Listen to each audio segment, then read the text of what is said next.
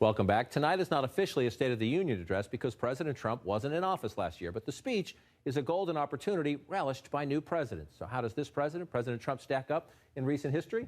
Let's take a look. He has by far a lower approval rating of the 6 most recent presidents. Ronald Reagan at 55%, George H.W. Bush 51%, Bill Clinton 51%, George W. Bush 62%, President Obama at 59% when he relished this opportunity in his first term, Donald Trump at 44%. So at a disadvantage when it comes to that. Here's one Trump advantage, though, going into tonight. Remember when President Obama started? Unemployment was 8.3%, heading up to 10%, a little higher. Donald Trump does start with a good economy. That's a good thing for a president.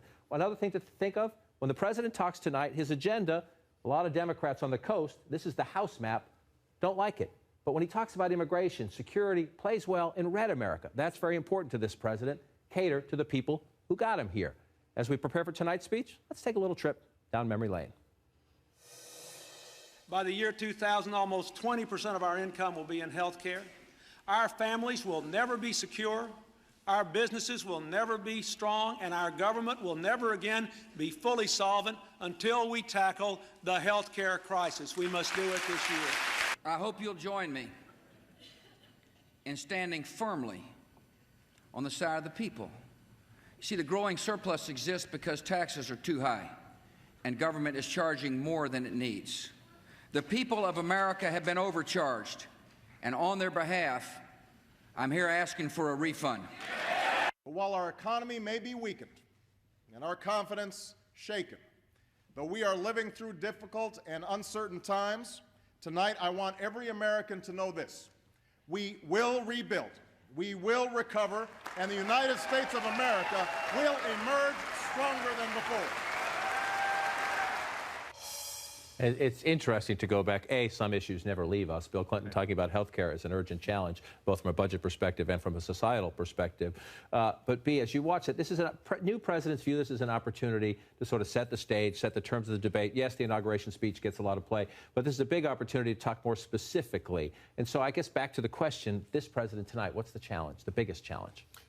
Well, first, one thing that's been fascinating is Republicans on Capitol Hill are sort of desperate for specifics from this president because they really don't know where he stands. You even have this situation where he says one thing, his cabinet officials or his vice president say something slightly different. And I think the challenge or what they want from him are specifics. But what we're hearing from his aides is it's not going to be a bunch of specifics. It's not going to be Bill Clinton chock full of details and the donut hole and the bear claw, right? I mean, it's going to be sort of Trump top-line messaging, which is good for his base and it allows him not to get bogged down, but that's not what lawmakers want to hear. You can't do that to me. You said donut hole and bear claw. Lockbox popped into my head. I do think that he needs to provide guidance and a little bit of focus to Republicans and give them something to sell. The master salesman needs to make a pitch, and he needs to give his people something to talk about, a cohesive message, because right now it's been sort of scattershot, depending on what he says that day or, you know, whatever's in the news that day. He just really hasn't given them something to sell. And he's going to say that he wants to make America safer. And he wants to say that we have a border crisis. Some people disagree with that, but he wants to say we have a security crisis, both from our southern border and from terrorists abroad. And he wants to say he wants to rev up the economy and get going. As you jump into the conversation, I just want to put up on the screen, his first-year agenda is pretty ambitious. And he signed a lot of actions and had a lot of events about this, but he can't get this done without help from Congress. Will they build a wall along the U.S.-Mexico border? Take 2 of the travel ban, we're told will come out tomorrow. How does that one play out? Repealing and replacing Obamacare, we talked about. He wants to roll back regulations. He wants tax reform. That requires Congress. Infrastructure, we are told, will not be in the first Trump budget. Some people in the White House are saying the money for that's interesting. Increasing military spending, an America First economy, rewriting trade relationships around the world. It's complicated stuff, and yet the Republicans want some help, but this president also wants to, this is a chance to convince people 40 days in, when he knows a lot of the country's not so sure about him, that he's making progress. Let me talk about the part of the country that's not so sure about him, because that archival tape, John, reminds us that this is a ritual, that certain things don't change. Each president is standing in front of the American flag, standing in front of the vice president, awake or asleep, standing in front of the Speaker of the House, walks in after being announced by the Sergeant at Arms, shakes hands with many people. There are many parts of this that are a ritual that happen every single time. And this is a very unique president who has not said a lot about what he thinks about democracy, what he thinks about the current system, except that there are parts of it that he does want to disrupt and he does want to blow up. My colleague Ron Elving was pointing out recently, that this is a moment when a president who may have come from outside the system, may get absorbed by the system, is accepted as part of the system. And so does he embrace that or push against it? That's the two choices that he faces in this particular ritual. And I think meeting the moment here, I mean, he still has a lot of supporters out there, without a doubt. And a lot of people want him to do well. A lot of people want disruption here. You know, the market is doing, you know, it's on fire. So there is still, he enters this evening, you know, with a ton of advantages. I think the question is, can he meet the moment of this moment? Is he the man for this moment? I think that we see all people in the Oval Office sort of grow into this power. I mean, looking back at those pictures, we see how young they look. I mean, this is a 70-year-old president here who's going to grow in office. But I think tonight is a chance for him to sort of put some order to his presidency and reframe the opening moments here, if he wants to. Or he can simply use it as a chance to fire up his base. We've been told again and again it's going to be optimistic, uplifting. That's in the eye of the beholder, I think, as you said a couple days ago. And I wouldn't look it to be too sunny-sided. But I think the if he wants it part is very important, because a lot of people have been saying, when is he going to reach out to the Clinton supporters? When is he going to reach out to the skeptics in the country? When is he going to reach out to Democrats here in town? And to your point, which is an excellent and a very important point, the Democrats haven't done a lot of outreach either. And so if you're Donald Trump and you know they're not going to come your way, do you try to play what we've seen so far? Watch the CPAC speech last week. Watch his executive action so far. This has been about fidelity to the people who sent him here, and everybody else can wait.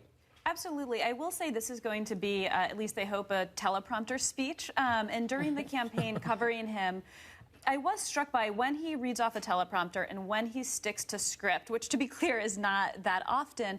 He can really go out and sell that message. In the moments he chose to be unifying or read those words, he really sold it credibly, like sort of the salesman and showman that he is. So again, to Jeff's point, if he wants to do that, I have no doubt that that's something he could absolutely convey this evening. It's just a question of, is he doing that, or is he reflecting sort of the dark Bannon, Stephen Miller, populist worldview? There's also, we focus in Washington, we work here, so we always stress the importance of the presidency and Congress. Some of these things are out of a president's control. Now, that doesn't mean, you mentioned the booming stock market. One of the reasons the market is booming is because businesses think they're going to get tax reform, and they think they're going to get regulatory rollback. That's a direct result of the election. But listen to the president here in this Fox and Friends interview, because I think the ultimate part, we're grading him at 40 days. When we come back at 1 year, 2 years, and 3 years, and we're gearing up for 2020, this is the biggest question. Well, I think the money's going to come from a revved up economy. I mean, you look at the kind of numbers we're doing, we were probably GDP of a little more than 1%.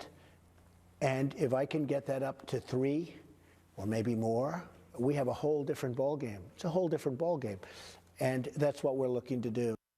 I mean, he's right. Go back to the Clinton years. It's a whole different ballgame in any number of ways. Number one, people out there are happy. Right. If their economy's revving, that means you probably have a job and your wages are going up. But in this town, that means more tax money's coming in. Even if they cut taxes, there's more coming in a booming economy, and that makes every decision easier. John McCain can get more for defense, and they don't cut the State Department as much, and you can still cut taxes. I mean, we're talking about all this maneuvering in Washington, but the central question for this presidency is, does that growth number come up? Without question. And I think also many House Republicans are looking for him to embrace tax reform. What specifically is that going to be? I'm told by 3 specific Republicans on the Hill on each side that they're expecting an earthquake tonight, in their words, in terms of tax reform, in terms of some big things. So will that be support for the border adjustment tax, which he's been on all sides of that issue, or will it not? That would make Speaker Ryan leap out of his chair and hug him, perhaps, but it might make Mitch McConnell sort of, upset. So I think that look what he says tonight about tax reform, because the market certainly will be. It's yet another family feud, the disagreements between the House leadership and some of their own Tea Party people, and then on the Senate side about the border adjustment tax, and see if the president can resolve some of these differences. And